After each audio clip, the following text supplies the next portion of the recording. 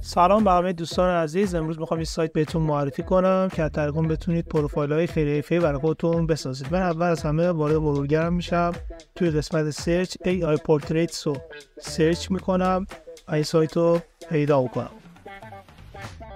بعد وارد این سایت میشم.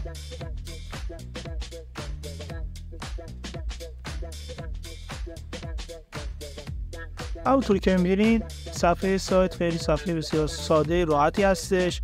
حالا گزینه‌های مختلف داره که میتونید بر اساس اون کاراکتر شخصیتتون رو انتخاب بکنید، چه زمینی مهندسی و چیزهای دیگه. حالا من این گزینه رو انتخاب میکنم،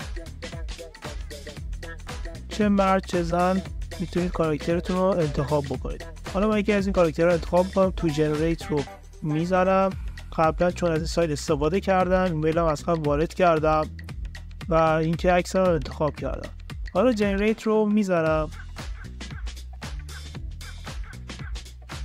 چند ثانیه زمان میبره که این پروفایل شما رو بر اساس هوش مصنوعی بسازه.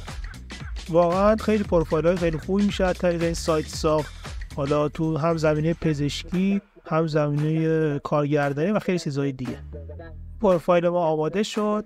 ممنون میشم لایک کنید، سابسکرایب کنید. موفق باشید.